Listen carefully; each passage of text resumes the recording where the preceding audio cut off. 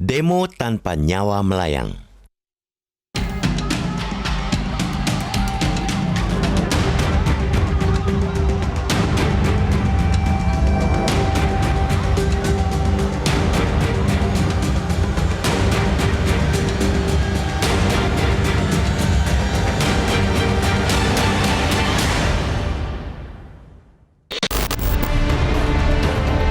Demonstrasi sebagai salah satu wujud kemerdekaan menyampaikan pendapat di muka umum ialah hak asasi manusia yang dijamin konstitusi. Dijamin keselamatan jiwa dan raga demonstran. Namun, hak berdemonstrasi itu bukanlah kebebasan tanpa batas. Ada kewajiban dan tanggung jawab yang melekat sesuai ketentuan perundang-undangan. Kewajiban itulah yang selama ini sering diabaikan tanpa sadar atau dengan penuh kesadaran. Kewajiban dan tanggung jawab demonstran antara lain menghormati hak-hak orang lain, menaati hukum dan ketentuan peraturan perundang-undangan yang berlaku, serta menjaga dan menghormati keamanan dan ketertiban umum. Pelanggaran yang sering terjadi terkait batas waktu demo di tempat umum pada pukul 18 waktu Indonesia Barat. Harus jujur diakui, dalam pelaksanaannya, demonstrasi dapat menimbulkan kericuhan sehingga diperlukan adanya pengamanan.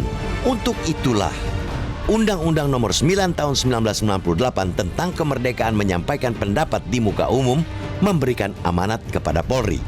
Amanatnya ialah Polri bertanggung jawab menyelenggarakan pengamanan untuk menjamin keamanan dan ketertiban umum sesuai dengan prosedur yang berlaku. Kewajiban pejabat Polri terkait demonstrasi yang diatur dalam peraturan Kapolri memberikan pelayanan secara profesional, menjunjung tinggi HAM, menghargai asas legalitas, menghargai prinsip praduga tidak bersalah, dan menyelenggarakan pengamanan.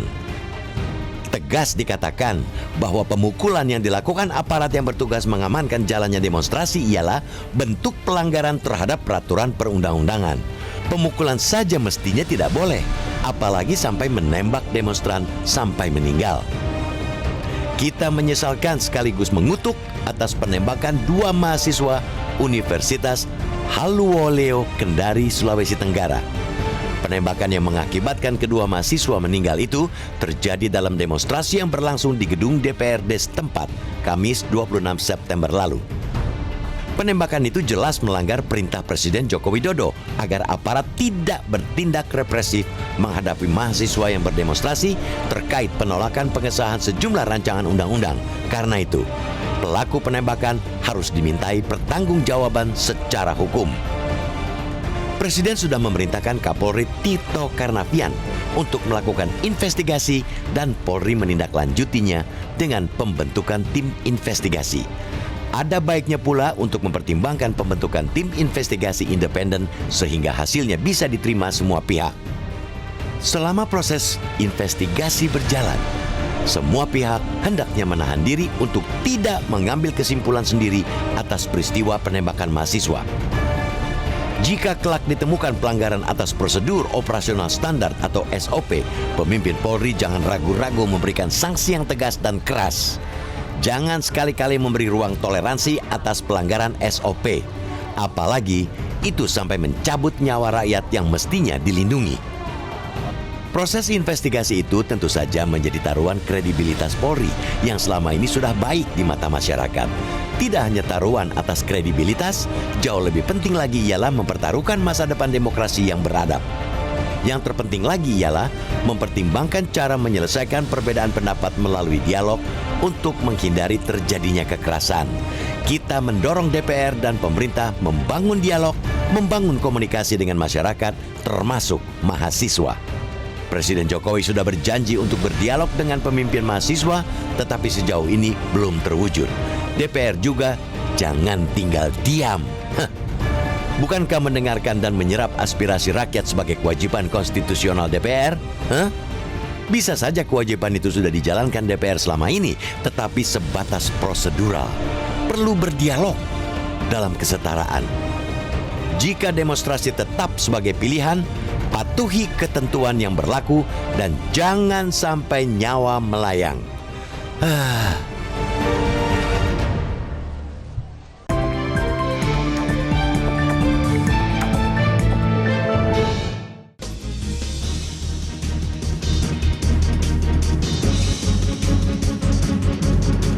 Pemirsa, kami masih menunggu partisipasi Anda untuk tema kita pada pagi hari ini, demo tanpa nyawa melayang. Tetapi sebelumnya kita akan berbincang dulu dengan Mas Jaka.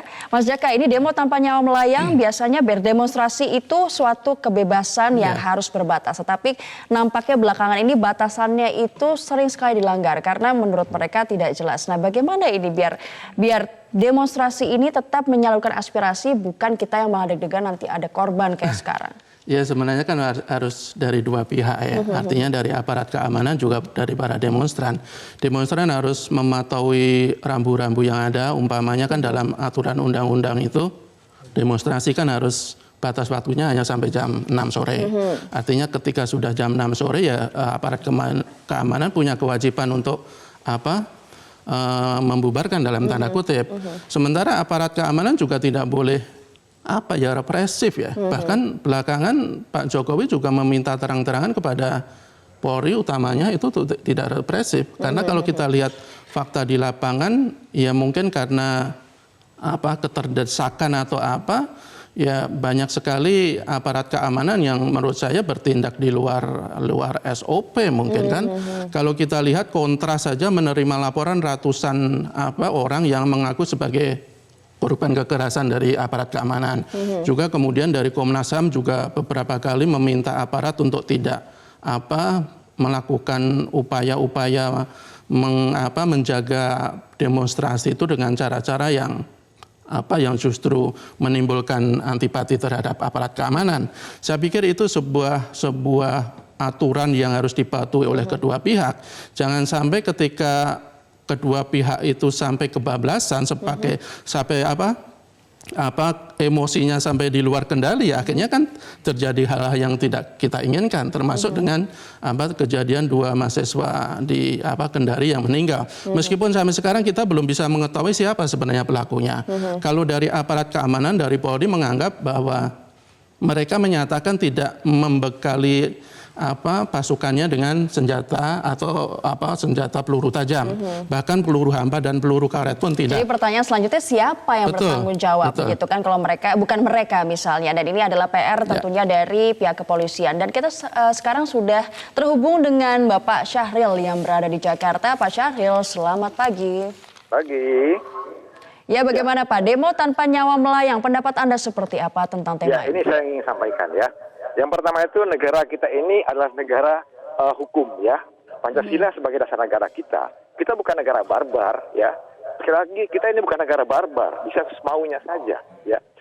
Demonstrasi itu dibenarkan. Akan tetapi harus ada aturan mainnya ya. Pendemo harus mematuhi aturan-aturan tetap pemerintah ya. Harus ada kesetaraan antara aparat dan pendemo ya. Aparat luka, pendemo luka, itu ada kesetaraan, harus bertanggungjawabkan ya.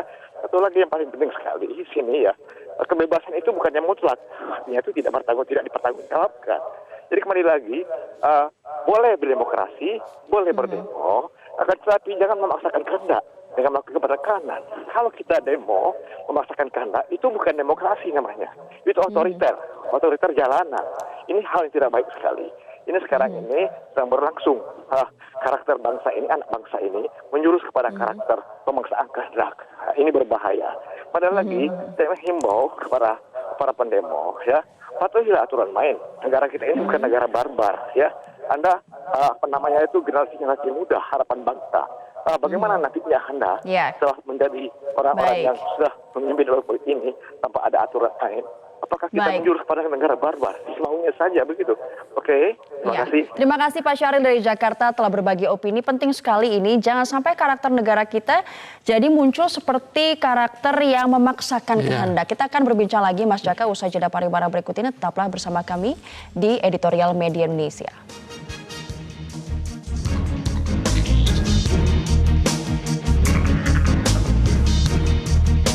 Demo tanpa nyawa melayang. Kita akan lanjutkan dialog kita bersama Mas Jaka di sini. Mas Jaka, tadi kita sudah dengar apa yang dikatakan dari penelpon kita Mas Syahril dari Jakarta. Nah, sekarang PR-nya ada di Polri untuk mengusut tuntas karena ini berkaitan dengan kredibilitas tentunya dari Polri. Seperti apa deh? Ya, saya pikir ini pertaruhan bagi Polri ya. Artinya Polri harus segera mengetahui, harus segera mengungkap siapa pelakunya, siapa dalang dibalik tewasnya 2 mahasiswa yang tentu saja kita sesalkan. Karena kalau tidak secepatnya diungkap, itu akan menimbulkan prasangka-prasangka buruk terhadap Polri. Kalau kita lihat kan selama ini kan Polri itu kan kalau kita menilik ke belakang kasus kerusuhan 21 dan 22 Mei kemarin misalnya, itu kan sampai sekarang juga tidak ketahuan siapa sebenarnya yang menembak beberapa korban sampai itu kan. Jadinya floating saja gitu ya waktu itu kan kasusnya. Polri juga bilang tidak dibekali oleh peluru tajam, tetapi 4 dari 9 korban tewas itu terkena peluru tajam. Jadi Tapi sampai lagi sekarang ya makanya termasuk dalam kasus demonstran di Kendari ini harus segera diungkap. Kalau polisi sudah menyatakan bahwa mereka meninggal karena kena peluru tajam, bahkan secara teknis sudah dijelaskan itu dari ketiak ke jantung dan paru-paru, itu juga harus segera diungkap apakah itu peluru yang ditembakkan oleh aparat atau oleh para penumpang gelap atau oleh siapa. Dengan demikian publik tidak bertanya-tanya, tidak berburuk sangka terhadap aparat, dan mahasiswa bisa menerima bahwa kejadian ini memang tidak bisa kita toleransi. Artinya siapapun nanti yang pelakunya itu juga harus segera dikasih ganjaran yang setimpal, apalagi kalau itu aparat. Jangan hanya nanti hukuman administrasi, tapi juga harus dibawa ke ranah pidana karena mereka sudah menghilangkan nyawa orang lain. Saya pikir ini pertaruhan besar bagi Polri untuk menjawab tantangan dari Presiden, juga menjawab pertanyaan besar dari masyarakat. Dan masyarakat juga ingin tahu sebenarnya ada apa yang terjadi, siapa yang ada di balik ini sehingga aksi-aksi represif ataupun aksi-aksi brutal ini terhadap masyarakat dan mahasiswa bisa terjadi. Nah, Polri juga jangan ragu memberikan sanksi yang tegas dan keras. Jangan sekali-sekali memberikan ruang toleransi atas pelanggaran SOP. Itu penting juga ya, Itu Mas, penting untuk menghindari kejadian hal serupa terjadi di masa mendatang. Karena kalau tidak ada tindakan tegas ketika ada aparat yang bertindak salah atau menyimpang dari SOP, kejadian-kejadian seperti itu akan kembali terjadi di masa-masa mendatang. Saya pikir adalah tugas berat yang harus segera dijawab oleh polisi. Kalau toh membentuk tim investigasi gabungan juga secepatnya dibentuk, jangan hanya tim internal, karena banyak juga desakan dari tokoh-tokoh masyarakat agar segera dibentuk tim gabungan, bahkan tim independen. Jadi tidak. Makanya kalau tidak mau dibentuk tim independen, polisi harus betul-betul bisa menjalankan tugasnya dulu. Buktikan dulu bahwa mereka bisa mengungkap kejadian ini seperti apa, pelakunya siapa, dalangnya siapa.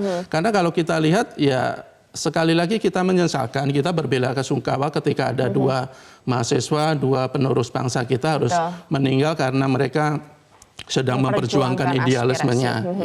Terima kasih Mas Jaka Budi Santosa telah bergabung bersama kami. Kita sudah berbincang selama setengah jam kira-kira mengenai topik ini, demo tanpa nyawa melayang. Dan pemirsa, Presiden Joko Widodo sudah berjanji untuk berdialog dengan pemimpin mahasiswa, tapi sejauh ini belum juga terwujud. DPR juga jangan tinggal diam. Bukankah mendengarkan dan menyerap aspirasi rakyat sebagai kewajiban konstitusional dari DPR? Dan jika demonstrasi tetap sebagai pilihan, patuhi ketentuan yang berlaku dan jangan sampai nyawa melayang. Pemirsa, saya Ajeng Kamerati, terima kasih dan selamat pagi.